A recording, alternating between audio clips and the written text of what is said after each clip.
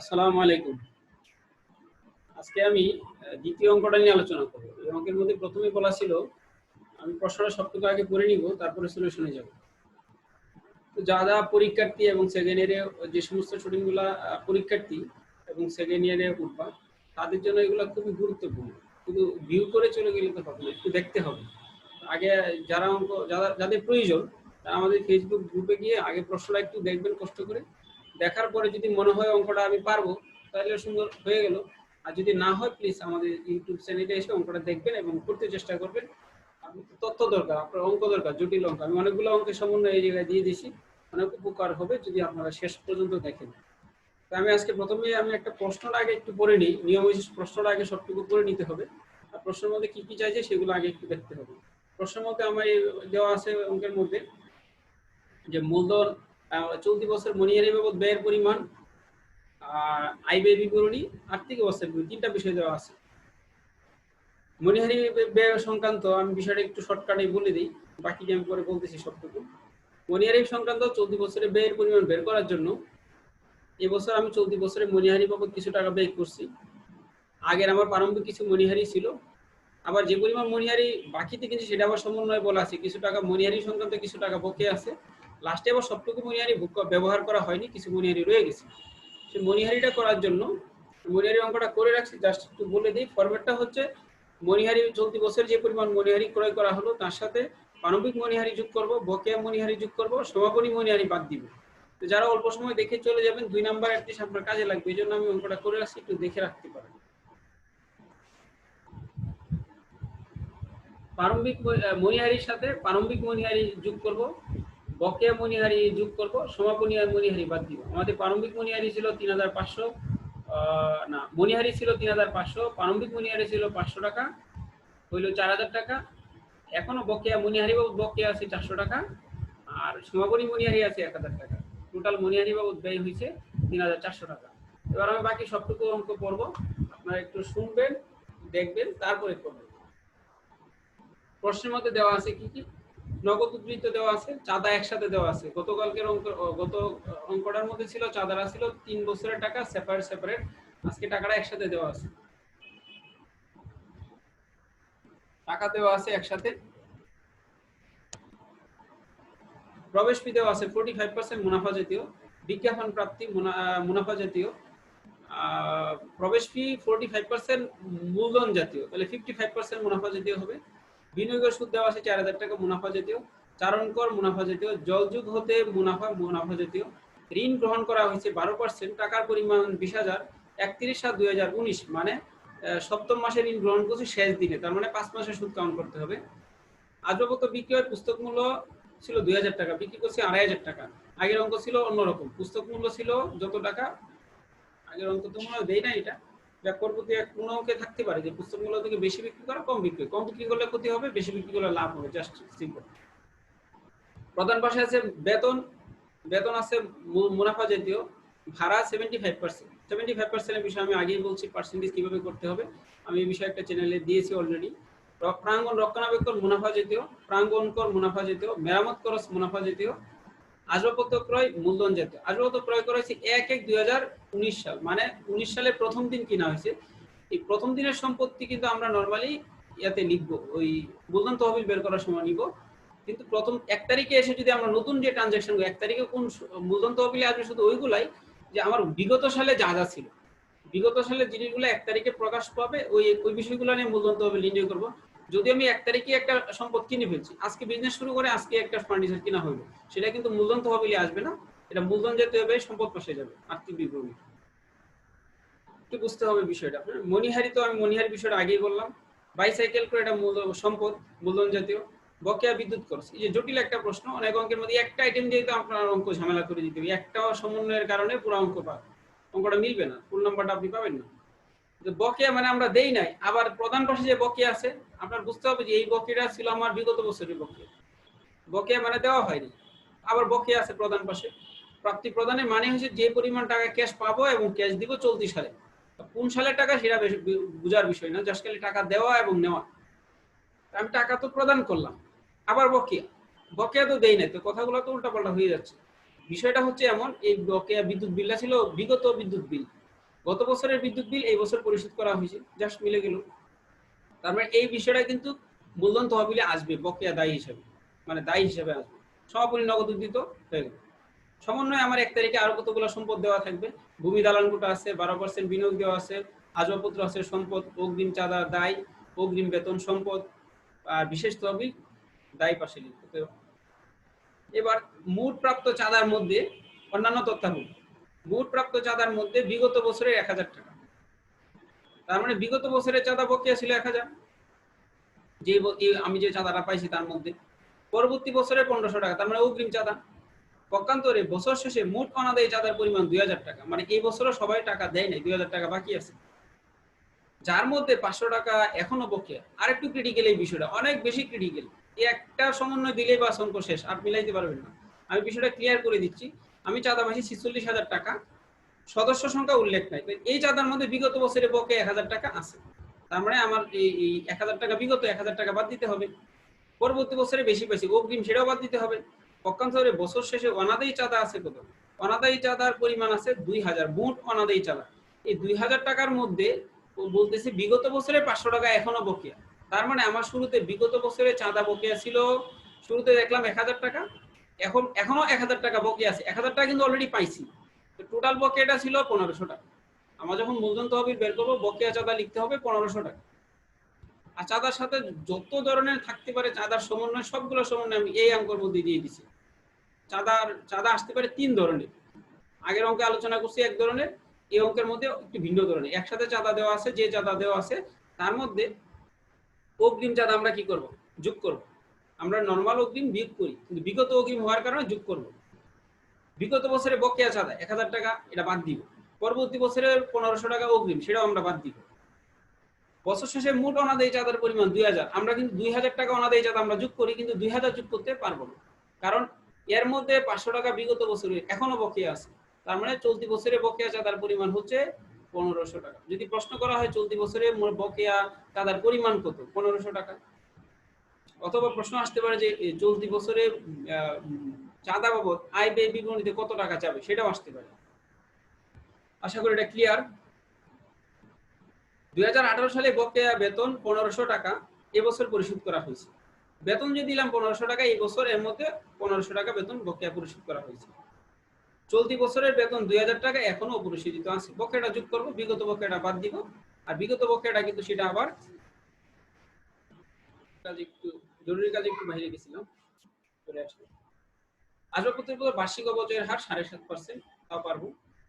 আর প্রারম্ভিক মনিহারি 500 টাকা, সমাপনী মনিহারি 1000 টাকা, মনিহারি বাবদ বকেয়া আছে 400 টাকা, সেটা তো আমি আগেই বললাম। এবার আমি অঙ্কটা পড়ে সলিউশন করব। আশা করি যাদের প্রয়োজন তারা একটু দেখবেন কষ্ট করে, কারণ সবটুকু না দেখলে আপনি পারবেন না। আর যদি ফেসবুক গ্রুপে আমাদের প্রশ্নটা পাওয়ার পরে আপনি সলিউশন করতে পারেন, আপনি তো সবটুকু ভিডিও দেখা দরকার নেই। যারা ভালো করতে চান তারা একটু দেখবেন, সবগুলাই ক্রিটিক্যাল আইটেম। আমি 3টা অঙ্কের মধ্যে প্রায় 50টা অঙ্কের সমন্বয় দিচ্ছি, আপনি 50টা অঙ্ক করলে এতগুলো জটিল আইটেম পাবেন না। শুরু করতে যাচ্ছি আইবিবির যে অংশটা আমি শুরু করছি।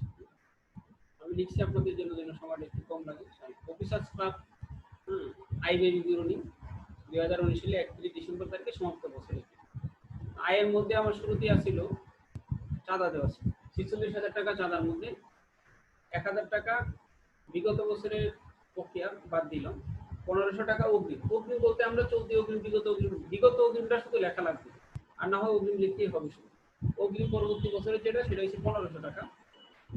আর বছর শেষে যে বকেয়ার পরিমাণ আছে 2000 টাকা, তার মধ্যে 500 টাকা বিগত বছর, তো এই জায়গায় আসবে 1500 টাকা বকেয়া। তো চলতি অনাদায় চলতি বছরে যে বকেয়া আছে সেটা যোগ করতে হয়, যোগ করলাম 1500, বাহিরে আসলো 46,000 টাকা। তারপরে ছিল প্রবেশ ফি। প্রবেশের মধ্যে মূলধন জাতীয় 45, মুনাফা জাতীয় 55%, 10,000 টাকা 55%, 5,500 টাকা। বিজ্ঞাপন প্রাপ্তি 5,000 টাকা। বিনিয়োগের সুদ, একটু বিনিয়োগটা ছিল 65,000, 12%। তো 12% দিয়ে 65,000 উপর করলে পার্সেন্টেজ আসে 7,800 টাকা। অলরেডি আমি বিনিয়োগের সুদ পেয়েছি 4,000 টাকা, বাকি আছে 3,800 টাকা। তো বিনিয়োগের সুদ হয়েছে মোট 7,800 টাকা। 7,800 টাকা বিনিয়োগের সুদ। আর আমার 3টা আইটেম শুধু রয়ে গেছে লেখার বাকি। 4 অঙ্কর জলযোগ হতে মুনাফা আসবাবপত্র বিক্রয়জনিত লাভ 500 টাকা। তিনটা লিখবো, তারপরে আয়ের পাঁচটা হয়ে যাবে। আমি এগুলো লিখতেছি, তারপরে আমি আবার শুরু করব। আয়ের আয়ের টোটাল 4টা লিখছি অলরেডি। 4টা যোগফলের সাথে বাকি যে 3টা বলছিলাম, যে চারণ কর, যন্ত্রগতি মুনাফা এবং আসবাবপত্র বিক্রয়জনিত মুনাফা। আসবাবপত্র বিক্রি করছি 2500 টাকা, পুস্তক মূল্য ছিল 2000 টাকা, তাহলে লাভ হচ্ছে 500 টাকা। তার মানে মোট আয়, আয় বিবরণীর মোট আয় যোগ করেছে ৭৫,৩০০ টাকা। তো ৭৫,৩০০ টাকা মোট আয় থেকে ব্যয় বাদ দিলেই আমাদের চলে আসবে ব্যতিরিক্ত আয় অথবা আয়াতিরিক্ত ব্যয়। আমি আবার শুরু করছি। ব্যয় সময়ের মধ্যে আছে কি কি, এবার আমরা দেখব। বেতন, শুরুতেই বেতন আসছে। বেতনের পরিমাণ হচ্ছে 18,০০০ টাকা। 18,০০০ টাকা থেকে বেতনের মধ্যে সমন্বয় বলা ছিল বিগত বছরের বকেয়া। আমাদের বিগত বছরের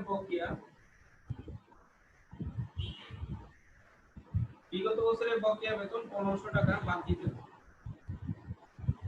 1500 টাকা, টাকার পরিমাণ হবে 16,৫০০ টাকা।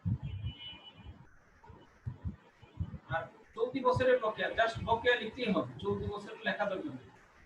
চলতি বছরের বকেয়া ছিল 2000 টাকা। মোট বকেয়ার পরিমাণ হচ্ছে, তাহলে মোট বেতন হচ্ছে 18,৫০০ টাকা। তারপরে ছিল ভাড়া। ভাড়ার পরিমাণ 20,০০০ টাকা। বলা ছিল 75%, তাহলে 20% বকেয়া আছে, 25% বকেয়া আছে। 100-র মধ্যে যদি 75 দেওয়া হয়, বাকি থাকে 20, 25। এই 25% বকেয়া, 25% বকেয়া বের করার জন্য আমাদের কি করতে হবে? এই 20,০০০ টাকাকে 75 দ্বারা ভাগ করে 25 দ্বারা গুণ করলে বকেয়ার পরিমাণ পাবো। তো বকেয়ার পরিমাণ হচ্ছে 6,667 টাকা। অনেকে সরাসরি 25% করে দেয়, কিন্তু হবে না। 26,667 টাকা ভাড়া। তারপর আসছে প্রাঙ্গণ রক্ষণাবেক্ষণ। প্রাঙ্গণ রক্ষণাবেক্ষণ ও মুনাফা জাতীয় ব্যয়। প্রাঙ্গণ রক্ষণাবেক্ষণ হচ্ছে 8,000 টাকা কোন সমন্বয়ে সরাসরি আসবে। তারপর আসলো প্রাঙ্গণ কর। প্রাঙ্গণ করের সাথে কোন সমন্বয়ে সরাসরি আসলো 1600 টাকা। তারপর আসলো মেরামত খরচ। মেরামত খরচের সাথে কোন সমন্বয়ে সরাসরি আসলো। মেরামত খরচের পরিমাণ হচ্ছে 2500 টাকা। 2500। মেরামত খরচের সাথে আর মধ্যে একটা সমন্বয় বাকি আছে, এগুলো একটু লিখতে হবে। আমি একটু এটি যোগফলটা একটু রাখবো।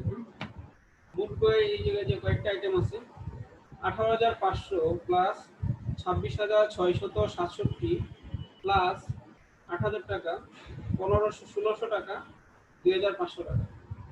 মোট ব্যয়ের পরিমাণ এই জায়গায় আছে আমার, আমি লিখে রাখছি 57,267 টাকা। আশা করি সবারই লেখা শেষ এই পর্যন্ত। আরো কয়েকটা আছে, সেগুলো লিখতে হবে। দেখি এটা সহজ লিখে দিই। ব্যয়গুলোতে আমি হেডিং দিছি কিনা খেয়াল নাই, বাদ ব্যয় সমূহ লিখতে হবে।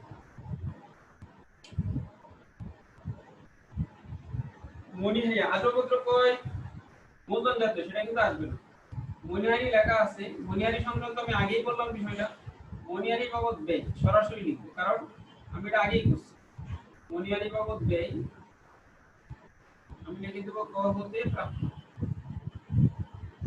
যেহেতু আমি আগেই করছি 3,400 টাকা।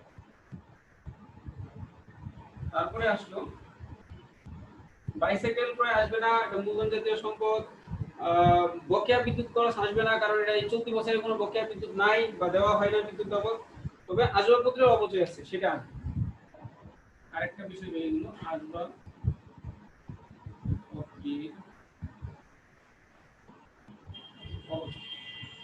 আসবাবপত্র আমার ছিল শুরুতে 25,000 টাকা, নতুন করে কিনলাম 20,000 টাকা। যেহেতু 1 তারিখে ক্রয় করা হয়েছে, 20,000 টাকাই ধরবো। সারা বছরের অপচয় করতে হবে। তো 25 আর কিনলাম 20 হইল 45। 2,000 টাকার আসবাবপত্র 2,500 টাকা বিক্রি করছি, মানে পুস্তক মূল্যটা আমার বাদ দিতে হবে। তাহলে 45,000 টাকার আসবাবপত্র থেকে 2,000 টাকা বাদ দিই।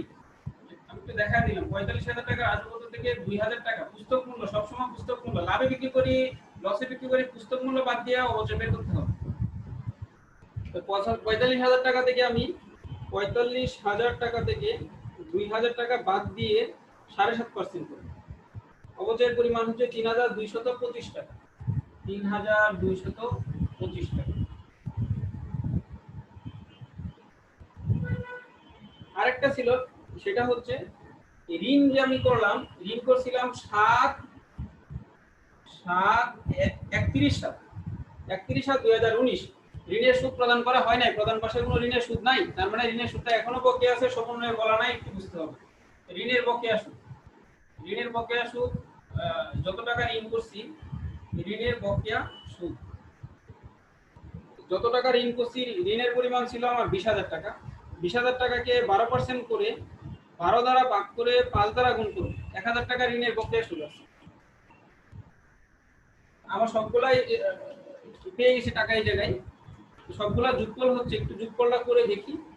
3,400, আগের যোগফল ছিল 57,267 টাকা, 3,400 টাকা, 3,225 টাকা, এটা আমি একটু সরাই দিই, 3,225 টাকা প্লাস 1,000 টাকা আগে যোগফলের সাথে করলে যোগফলের পরিমাণ হইল আমার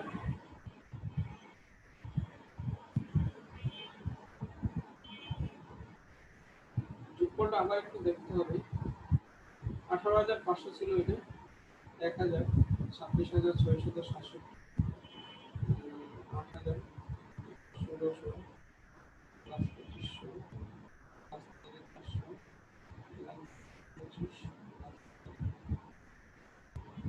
65,892 টাকা। মোট যোগফলের পরিমাণ হচ্ছে 65,892 টাকা। 65,000 যোগফল আমার একটু দেখতে হবে। ঠিক আছে, আমাদের মোট যোগফল হচ্ছে 65,692 টাকা।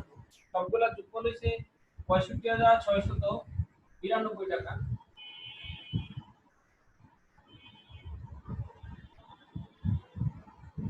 আমি সবগুলা বাদ দিতে পারি।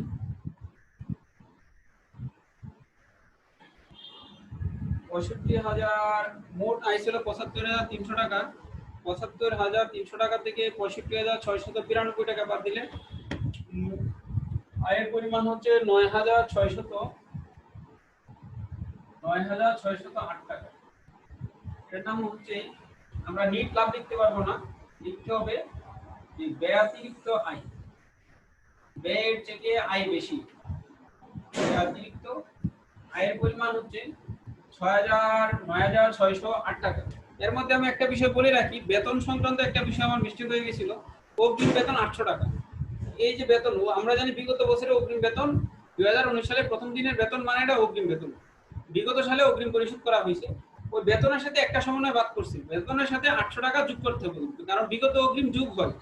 তো 18,300 টাকা 500 টাকার সাথে আরো 800 টাকা যোগ করতে হবে, বেতনের সাথে বেতনের পরিমাণ হবে 19,300 টাকা। আমাদের মোট আয় থেকে মোট ব্যয় বাদ দেওয়ার পরে আয়াতিরিক্ত ব্যয়ের পরিমাণ পেয়ে গেলাম 9,608 টাকা। এই অঙ্কের মধ্যে আমাদের আর্থিক বিবরণী করার আগে অবশ্যই মূলধন তহবিল করতে হবে। মূলধন তহবিলটা আমি করে দেই, আর সবটুকু আজকে না করলে নেক্সট ভিডিওতে পাবেন। মূলধন তহবিলটা আমি করতে যাচ্ছি এবার। যদি অঙ্কের মধ্যে চাই নাই, এত বড় অঙ্ক তো কোনোদিন দিবে না, জানার জন্য শুধু আমার দেওয়া। মূলধন তহবিলটা বের করতেছি। মূলধন তহবিলের মধ্যে আমাদের আসবে প্রারম্ভিক সম্পদ। প্রারম্ভিক সম্পদ কয় আছে, একদম শুরুতে দেওয়া ছিল উদ্ধৃত 1 জানুয়ারি 2019 সালে যে প্রারম্ভিক নগদ টাকা 20,000 টাকা, এই 20,000 টাকা লিখলাম আগে। আমি এটা লিখতে খেয়াল করি না, আগে পরে লিখছি। এরপরে সমন্বয়ে বলা ছিল 2019 সালে জানুয়ারি 1 তারিখে যে সমস্ত সম্পত্তি ছিল সেগুলো কি কি ছিল। ভূমি ও দালান কোটা 2,45,000, 12% বিনিয়োগ 65,000 টাকা লিখলাম, আসবাবপত্র 25,000 টাকা লিখলাম, অগ্রিম চাঁদা আমরা জানি দায়, এটা আসবে না। অগ্রিম বেতন সম্পদ সে 800 টাকা, অগ্রিম বেতন 800 টাকা লিখছি, যে বেতনটা আমাদের বেতনের সাথে যোগ করতে হবে। এর মধ্যে বিগত বছরের অনাদায়ী চাঁদার পরিমাণ ছিল 1,500 টাকা, কিন্তু 1,500 টাকা সরাসরি কোনো জায়গায় বলা নাই। আমি যে প্রাপ্ত চাঁদার মধ্যে 1,000 টাকা বিগত বছরের, আর চলতি বছর মোট অনাদায়ী চাঁদা আছে 2,000 টাকা। ব্র্যাকেটে বলে দিয়েছে যে বিগত বছরের কত, 500 টাকা। বিগত বছরের 500 টাকা এখনো বকেয়া, তার মানে আমাদের বছরের শুরুতে বকেয়া চাঁদার পরিমাণ ছিল 1500 টাকা। প্রারম্ভিক মনিহার এই পরিমাণ ছিল 500 টাকা। সম্পদের পাশের এবার আসবে দায়গুলা। দায় কি কি আছে আমরা আগে একটু বলে রাখি। অগ্রিম আয় যেমন দায় হয়, বিগত বছরের অগ্রিম আয় দায়, অগ্রিম ব্যয় সম্পদ। তাহলে অগ্রিম চাঁদা 1000 টাকা, বকেয়া বিদ্যুৎ খরচ 2400 টাকা এবং বিশেষ তহবিল 5000 টাকা। আর বিগত বছরে বকেয়া বেতন ছিল 1500 টাকা। এই চারটা আইটেম ছিল ব্যয়। আয় থেকে ব্যয় বাদ দিলেই, সম্পদ থেকে দায়গুলা বাদ দিলে আমরা মূলধন তহবিল পেয়ে যাব। যোগফলটা হচ্ছে, আমি যোগফলটা একটু লিখে রাখি, 2,45,45, 65, 25,000, 1500, 800, 20,000 টাকা। 3,57,000, যোগফল আবার একটু লিখতে হবে, 2,45,45, 65, 1500, 800, 500, 20,000 টাকা। 3,57,800 টাকা। মোট সম্পদের পরিমাণ হচ্ছে 3,57,800। এবার বাদ দিতে হবে দায় সমূহ। দায়ের মধ্যে কি কি বললাম? 4টা দায়। এমন ক্রিটিক্যাল অঙ্ক দিবে না, যে কোনো একটা সমন্বয় দিয়ে দিলে অঙ্কের মধ্যে ঝামেলা। যেমন বেতন সংক্রান্ত, চাঁদা সংক্রান্ত ঝামেলাটা দিয়ে দিলে তো শেষ। আমি দিয়েছি যেন যে কোনো একটা সমন্বয় ঝামেলা সমানে পরীক্ষা দেই, প্রায়ই দেই। তো বাদ দিব কি দায় সমূহ। দায়ের মধ্যে কি কি আছে আমি আগেই বলে রাখলাম। অগ্রিম চাঁদা আছে, অগ্রিম চাঁদা আছে, বিশেষ তহবিল আছে। অগ্রিম চাঁদা, বিশেষ তহবিল, বকেয়া বেতন আছে, বকেয়া বেতন, অগ্রিম চাঁদা, বিশেষ তহবিল, বকেয়া বিদ্যুৎ খরচ, বকেয়া বিদ্যুৎ। এর অগ্রিম চাঁদার পরিমাণ ছিল, অগ্রিম চাঁদা হচ্ছে 800 টাকা, অগ্রিম চাঁদা 1000 টাকা, অগ্রিম চাঁদা 1000, বিশেষ তহবিল 5000 টাকা, বকেয়া বেতন ছিল 1500 টাকা, বকেয়া বিদ্যুৎ খরচ 2400 টাকা। মোট ব্যয়ের পরিমাণ, মোট ব্যয়ের পরিমাণ হচ্ছে 1000 প্লাস 5000 প্লাস 1500 প্লাস 2400, 9900 টাকা। 9900 টাকা যদি আমি 3,57,800 টাকা থেকে বাদ দিই, 3,57,800 মাইনাস 9,900, 3,47,900 টাকা হয়েছে। 3,47,900 টাকা মূলধন তহবিল। আর্থিক বিবরণী করতে গেলে মূলধন তহবিল লাগে। অঙ্কের মধ্যে হয়তো মূলধন তহবিল বলে দিবি, কিন্তু যদি বলা না থাকে করতে হবে। যদি আর্থিক বিবরণী সম্পূর্ণটা করতে হবে, মূলধন তহবিল।